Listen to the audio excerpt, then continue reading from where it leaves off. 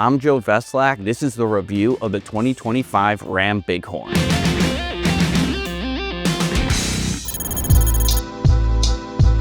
So for 2025, the Ram gets a refresh, and with that comes a new engine. There's no longer the Hemi V8. Instead, they have the Hurricane motor, which is a twin-turbo 3-liter inline-six. The Ram has always been one of the most civilized trucks to live with. It's easy to drive, it has tons of capability. It's got a high towing capacity as well as tons of cargo space. We bought a 2025 Ram 1500 Bighorn Crew Cab 4x4. The base price is $51,535. Options total $8,255, and that includes the new twin-turbo Hurricane engine and a destination charge of $1,995, which comes to a total of $61,785. The final assembly point for our Ram was Sterling Heights, Michigan. The Ram holds the highest road test score among full-size trucks, and for 2025, they're looking to maintain that. The new twin-turbo 6-cylinder engine comes with 2 horsepower options. The standard output, which has 420 horsepower, 469 foot-pounds of torque.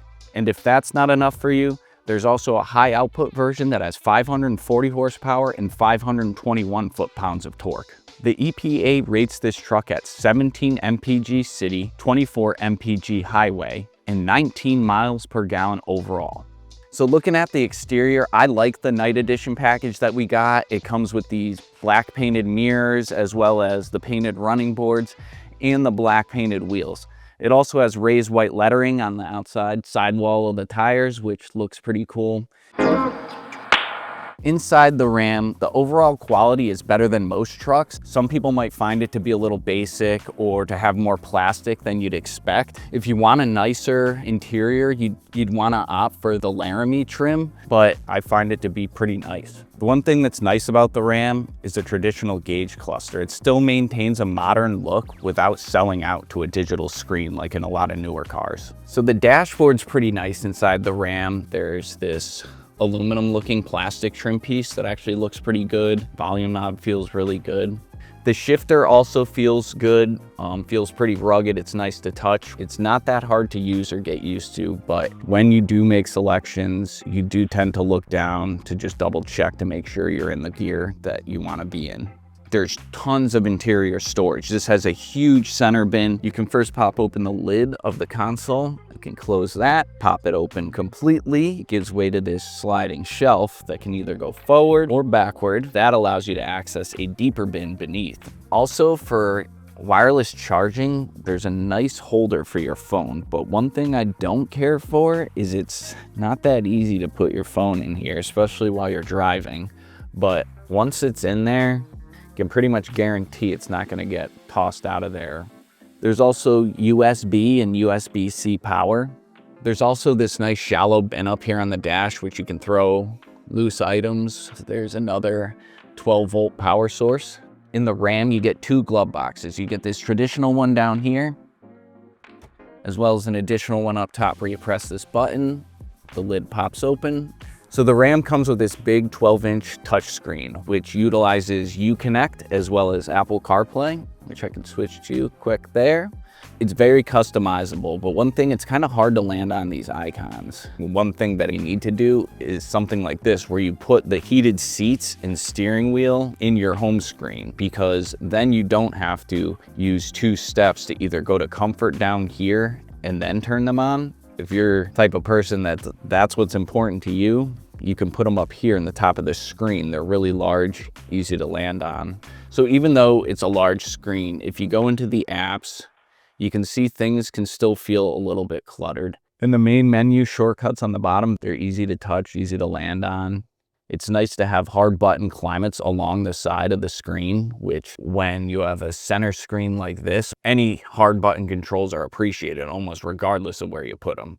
Steering wheel controls are pretty good. It may look busy at first, but it's nice because they're well labeled. One thing I really like, the controls behind the steering wheel. I like being able to adjust the volume or advance a track without having to reach for the controls on the center screen. If you tend to actually like to shift manually, the gear selector is on the steering wheel here and the buttons are pretty small. Other vehicles, you'll see paddles behind the steering wheel, or you'll make the selection on the shifter itself, whether or not you use manual mode or not, but if you do, it might be something to consider. So getting in and out of the Ram's pretty easy. You'll notice it doesn't have keyless entry. Traditional door handles on the Ram are really nice. They're actually large, easy to get your hands in, so if you're wearing gloves, easy to grab. Door opens really nicely, swings open wide. There's strong detents. With most trucks, you're gonna notice it's always gonna be a pretty big step up and in, which is nice as having the running boards. I tend to just bypass the running boards, and I can show you I'd like to just hop up, over and in. I prefer that instead of when I use the running boards. I get up, now I'm stepping up, and then I actually have to duck down around the A-pillar to get in, which isn't ideal. It's easier to do when I use the running boards. I tend to actually use this grab handle. This is good too. So there's a nice wide footpath. Also, the sill is flush to the floor, so you don't have to clear that with your foot getting in or out, which is really nice. When you have all these added features like running boards, grab handles, a flush floor, you can get into the pocket pretty easily. It's not too bad. So the driving position in the Ram is pretty well sorted out. The steering wheel has plenty of adjustment. The seat has plenty of adjustment. You have a nice upright, commanding view. The pedals are well placed. And one thing that's nice for 2025 is we actually have a dead pedal now. The pedals, they are adjustable, which is nice. So right here, you can adjust them further away for taller drivers, or you press up to bring the pedals closer for shorter drivers. I like the steering wheel, telescopes quite a bit, goes up and down. So there's a wide range of adjustment. The seats, they're also really accommodating. They have a nice wide seat, as well as the seat back's pretty wide, but there still is a decent amount of bolstering to hold you in place. In general, if you're looking for a comfortable experience, a seat that holds up for a long period of time, these seats work really well for me. Getting into the rear is a similar experience as up front. Rear door, you can see, swings open really wide. When you're hopping in this situation now actually use this rear grab handle and the running board, and I'll step up in, slide over, really easy to get in. You see this large footpath, again, the flush floors. In terms of rear comfort, there's tons of room back here. You can see there's tons of head space. I have more than enough leg room, more than enough foot space. The cushion feels good. The seat back doesn't recline, but it's at an angle that actually feels natural, and I probably wouldn't adjust it even if I could. Maybe if the seat cushion itself had a little more rearward rake, or if it extended a little more for additional thigh support. One gripe we have would be nice if the center console here was a little closer to you and just a little bit higher. So right here at the back of the center console, you get a 115 volt power plug, which is nice. You also get 2 more USB and USB-C ports. So when it comes to cargo capability, it actually starts right here in the cab. It's really easy to flip up this rear seat. You can fold this one up, slide out.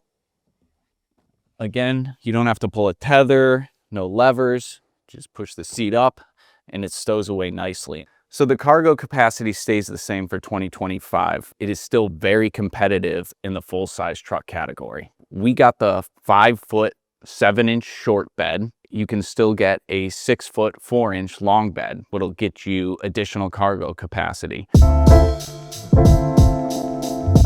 There's a couple of ways to drop the tailgate. One, there's a button up here in the overhead console. You can also lower the tailgate using the key fob. And the third way, good old-fashioned manual button. You release, the tailgate drops down nice and smoothly. It's also very light, easy to shut. And to me, I find that's just quick and easy. When properly equipped, the Ram 1500 can tow up to 11,430 pounds. Our tested truck is rated to tow up to 8,220 pounds. Our Ram didn't come with a trailer brake controller installed. That's something that's kind of uncommon to see on a truck like this.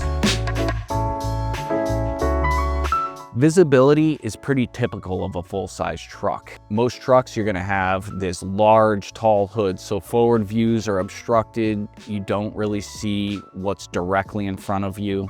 Side windows are tall and wide, which helps a lot. The pillars themselves are pretty big and bulky. So you have a large pillar that tapers towards the base, as well as having a grab handle up here. One thing that does help is these mirrors actually are extended out a bit. So there is a space in between above and below that helps mitigate some of that obstruction. The rear pillars are pretty big and bulky. Also, looking out the rear is pretty typical of most full-size trucks where you tend to rely on the backup camera.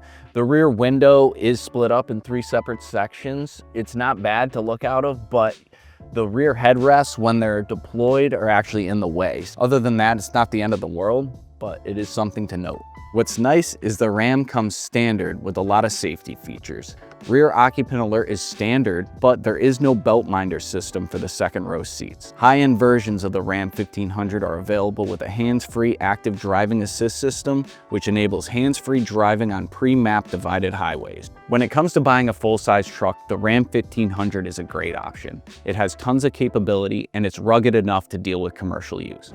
To find out if it's the right truck for you, visit consumerreports.org.